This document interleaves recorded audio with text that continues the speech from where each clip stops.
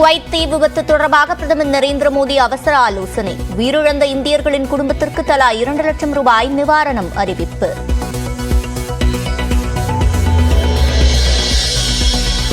NEET தேர்வில் கருணை மதிப்பெண் பெற்றவர்களுக்கு ஜூன் 23 மறுதேர்வு. உச்சநீதிமன்றத்தில் தேசிய தேர்வு முகமை தகவல்.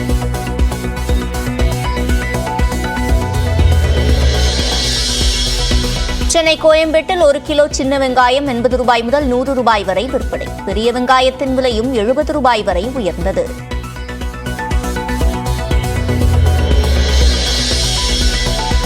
விலை அதிகரித்த போது சின்ன வெங்காயம் பாதி விலையில் கொள்முதல் செய்யப்படுவதாக விவசாயிகள் வேதனை. கிலோவுக்கு 30 முதல் 40 ரூபாய் வரையே கிடைப்பதாக வருத்தம்.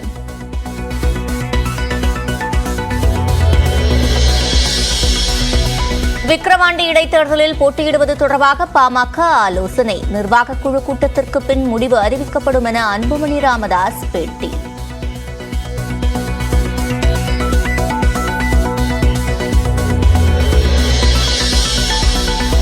விக்கிரவாண்டி இடைத்தேர்தலுக்கான பணிக்குழுவை அமைத்தது திமுக. பொன்முடி, KN நேரு, வேலு உள்ளிட்ட 9 அமைச்சர்கள் குழுவில் இடம்பெற்றுள்ளனர்.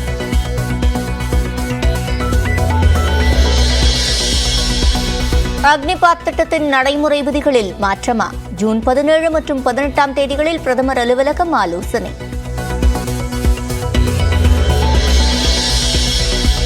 திண்டுக்கல் மாவட்டம் அய்யலூர் ஆட்டுச்சந்தையில் 3 கோடிக்கு ஆடுகள் விற்பனை. பக்ரீத் பண்டிகையால் விற்பனை அதிகரித்ததால் விவசாயிகள் மகிழ்ச்சி. ஒடிஷாவில் பாஜக அரசு பொறுப்பேற்ற நிலையில் பூரி ஜெகநாதர் ஆலயத்தின் 4 வாயில்களும் திறப்பு. கொரோனா காலத்திலிருந்து ஒரு வாயில் வழியே மட்டும் பக்தர்கள் அனுமதிக்கப்பட்டு வந்த நிலையில் நடவடிக்கை.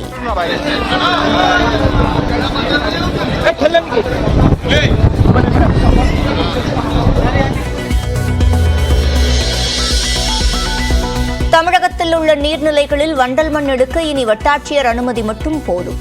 விவசாயிகளின் நலனை கருத்தில் கொண்டு தமிழ்நாடு அரசு அறிவிப்பு.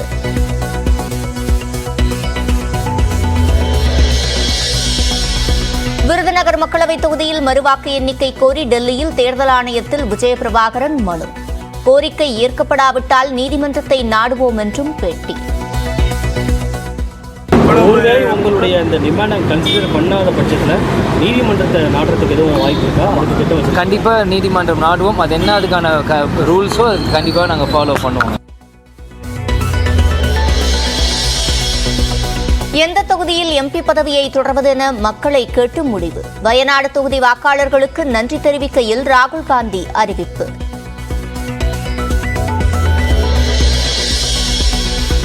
அருணாச்சல பிரதேச முதலமைச்சராக பெமா காண்டு மீண்டும் தேர்வு. பாஜக MLA-க்கள் கூட்டத்தில் ஒருமனதாக முடிவு.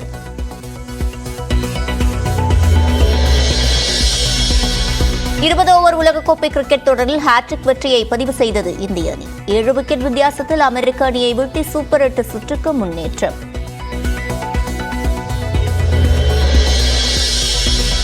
T20 உலகக்கோப்பையில் ஹாட்ரிக் வெற்றியுடன் சூப்பர் 8 சுற்றுக்கு முன்னேறியது மேற்கிந்திய தீவுகள்.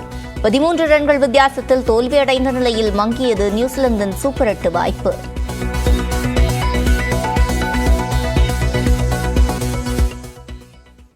சென்னை கோயம்பேடு மார்க்கெட்டில் வெங்காயம் உள்ளிட்ட அத்தியாவசிய காய்கறிகளின் விலை கணிசமாக உயர்ந்ததால் இல்லத்தரசிகள் கவலையடைந்துள்ளனர்.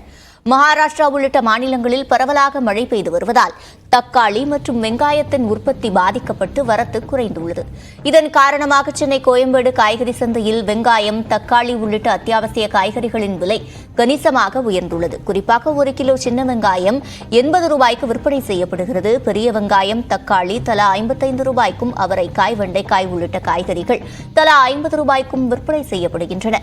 மற்ற காய்கறிகளின் விலையும் குறிப்பிடத்தக்க அளவு உயர்ந்துள்ளதால் இல்லத்தரசிகள் கவலை அடைந்துள்ளனர். வியாபாரம் டல்லாக தான் போயிட்டு இருக்கு. சின்ன வெங்காயம் 1 கிலோ 80 ரூபா வித்துட்டு இருக்குங்க. பெரிய வெங்காயம் அது கிலோ 50 ரூபா, இது கிலோ 40 ரூபாங்கண்ணா. உருளை கிலோ 40 ரூபா போட்டு இருக்கேன். டிமாண்ட் ஆகிறதுனால விலை அதிகமாகிட்டு இருக்குண்ணா. லோடு வர்றது கிடையாது. ஆமாம், மழை ஒரு காரணமாக இருந்தாலும் லோடு வரல. எங்கேயும் விளைச்சல் அவ்வளவும் இல்லை. அதனால் முல்லைப்பெரியாறு அணையில் மத்திய கண்காணிப்பு குழுவினர் ஆய்வு செய்து வருகின்றனர். விவரங்களை செய்தியாளர் பழனிக்குமாரிடம் கேட்கலாம். பழனிக்குமார், எத்தனை பேர் இந்த ஆய்வில் ஈடுபட்டிருக்கிறார்கள்? அதேபோல என்னென்ன விதிமுறைகள் இந்த ஆய்வின் போது பின்பற்றப்படும்? நிச்சயமாக சிவரஞ்சனி, அதாவது தென் தமிழகத்தின் நீராதாரமாக திகழக்கூடிய முல்லைப்பெரியாறு அணையின் நீர்மட்டத்தை 142 அடியாக உயர்த்தி கொள்ள கடந்த 2014 ஆண்டு உத்தரவிட்ட உச்சநீதிமன்றம் அணையை கண்காணித்து பராமரிக்க மத்திய நீர்வள ஆணைய தலைமை பொறியாளர் தலைமையில் கண்காணிப்பு குழுவை நியமித்தது. இந்த கண்காணிப்பு குழு ஆண்டுதோறும் முல்லைப்பெரியாறு அணையில் ஆய்வு செய்து அணையின் பராமரிப்பு பணிகள் மற்றும் பருவமழை காலங்களில் மேற்கொள்ள வேண்டிய நடைமுறைகள் குறித்து அணையின் பொறியாளர்களுக்கு ஆலோசனைகள் வழங்குவார்கள். அதேபோன்று அணையின் உறுதித்தன்மை மற்றும் பலம் உள்ளிட்டவைகள் ஆய்வு செய்து அதன் அறிக்கைகள் உச்சநீதிமன்றத்தில் சமர்ப்பிக்கப்படும். அதன்படி நிகழாண்டில் இன்று முல்லைப்பெரியாறு அணையில் மத்திய கண்காணிப்பு குழுவின் ஆய்வு நடைபெற்று வருகிறது. இதற்காக கேரள மாநிலம் தேக்கடியில் உள்ள படகுத்துறைக்கு வந்த கண்காணிப்பு குழுவினர் இங்கிருந்து படகு மூலியமாக முல்லைப்பெரியாறு அணைக்கு பயணம் செய்துள்ளனர். அங்கு முல்லைப்பெரியாறு அணையின் பிரதான அணை, பேபி அணை, மதகுகள், கேலரி பகுதிகள் மற்றும் சுரங்கங்கள் உள்ளிட்டவைகள் ஆய்வு செய்து மாலையில் குமுளி 1ஆம் மைல் பகுதியில் உள்ள கண்காணிப்பு குழு அலுவலகத்தில் ஆலோசனை கூட்டம் நடைபெற உள்ளது. இந்த ஆலோசனை கூட்டம் நாளை தினமும் நடைபெற உள்ளது.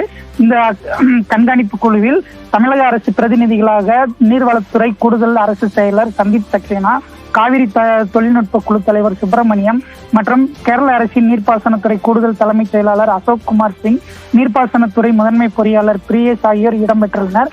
இது தவிர மத்திய நீர்வள ஆணைய அணை பாதுகாப்பு மேலாண்மை பிரிவின் இயக்குனர் ராகேஷ்குமார் கௌதம், இணை இயக்குனர் அஜித் கட்டாரியார் உள்ளிட்டோர் இந்த ஆய்வில் இடம்பெற்றுள்ளனர்.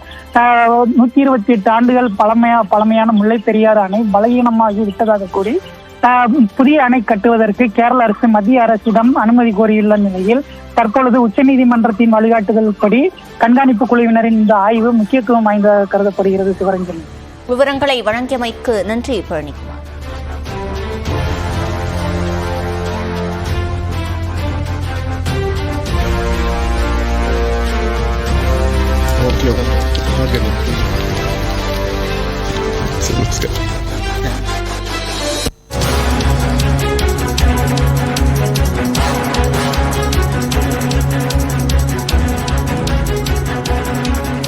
அண்மை செய்தியை பார்த்து வருகிறோம்.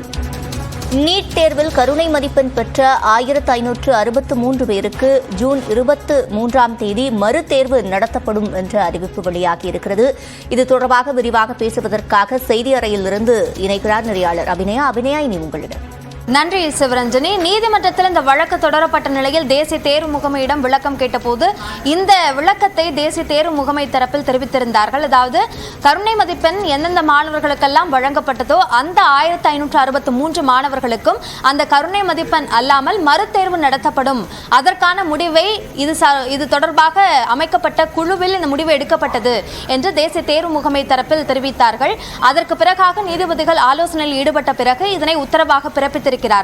இதில் மிக முக்கியமாக ஏற்கனவே கருணை மதிப்பெண்ணோடு வெளியிடப்பட்ட அவர்களுடைய மதிப்பெண்கள் ரத்து செய்யப்பட்டு அந்த கருணை மதிப்பெண் அல்லாமல் அவர்கள் பெற்ற மதிப்பெண்கள் எவ்வளவோ அது சார்ந்த ஸ்கோர் கார்டு வெப்சைட்டில் வெளியிடப்படும் என்று நீதிபதிகள் குறிப்பிட்டிருக்கிறார்கள். மேலும் இந்த மறுதேர்வு ஜூன் 23ஆம் தேதி மறுதேர்வு நடத்தப்படும் என்று தெரிவித்திருக்கிறார்கள். இந்த தேர்வுக்கான அறிவிப்பும் இன்றே வெளியாகும் என்று குறிப்பிட்டிருக்கிறார்கள். ஒட்டுமொத்தமாக 22 லட்சம் மாணவர்கள் இந்த நீட் தேர்வை எழுதியிருந்தார்கள். அதில் 1563 மாணவர்களுக்கு மட்டும் மறுதேர்வு நடத்தப்படும் என்று. ஆனால் இந்த மனுவை தொடுத்திருந்த அந்த மாணவர்கள் தரப்பு கோரிக்கை ஒட்டுமொத்தமாக மறுதேர்வு நடத்தப்பட வேண்டும். ஏனென்றால் பல்வேறு சந்தேகங்கள் இந்த தேர்வு நடைமுறைகளிலும் அந்த மதிப்பெண் வழங்கப்பட்ட முறையிலும் இருக்கிறது என்று தெரிவித்திருந்தார்கள். தற்பொழுது அந்த கருணை மதிப்பெண் வழங்கப்பட்ட மாணவர்களுக்கு மட்டும் மறுதேர்வு என்பதற்கான எதிர்ப்பையும் அங்கு இருக்கக்கூடிய மனுவை சமர்ப்பித்த சில மாணவர்கள் தரப்பில் தெரிவிக்கப்பட்டிருக்கிறது. இதற்கு முக்கியமான காரணம் இந்த மாணவர்களுடைய மதிப்பெண் மட்டும் மாறுவதற்கான வாய்ப்பில்லை. அவர்களுடைய மதிப்பெண் பெருவாரியாக மாற்றத்திற்கு உள்ளாகும் போது ஒட்டுமொத்தமாக நீட் தேர்வு எழுதிய மாணவர்களுடைய தரவரிசையிலும் அது தாக்கத்தை ஏற்படுத்தலாம். முழுமையாக அந்த தரவரிசை பட்டியலில் மாற்றம் செய்ய போகிறார்களா அல்லது சில நேரங்களில் இது போன்ற 1-2 மாணவர்களுடைய மதிப்பெண்களில் மாற்றம் ஏற்படும் போது இப்போ 12வது தரவரிசையில் 12வது இடம் பெற்றிருக்கிறார்கள் என்றால் 12க்கும் 13க்கும் இடையில் ஒரு மாணவருக்கான இடம் கிடைக்கிறது என்னும் பட்சத்தில் 12A என்று அவர்களுக்கான தரவரிசை கொடுக்கக்கூடிய முறைகளையும் கடந்த காலங்களில் பார்த்திருக்கிறார்கள். பார்த்திருக்கிறோம். ஆனால் இந்த முறை இது 1563 மாணவர்கள், அதுவும் அதிகமான மதிப்பெண் பெற்ற மாணவர்கள் என்று பார்க்கும்போது இது சாத்தியமா இதில் என்ற ஒரு கேள்வியும் எழுகிறது. அதனால் நீதிமன்றத்தினுடைய இந்த உத்தரவு முக்கியமானதாக இருந்தாலும் கூட இந்த மறுதேர்வு ஒட்டுமொத்தமாக மற்ற மாணவர்களுடைய அந்த மருத்துவ மாணவர் சேர்க்கையிலும் அவர்களுடைய தரவரிசையிலும் தாக்கத்தை ஏற்படுத்துமா என்பது ஒரு முக்கியமான கேள்வியாக எழுகிறது. இது சார்ந்த கூடுதல் விவரங்களை நம்முடைய செய்தியாளர் சுசித்ராவிடம் கேட்கலாம்.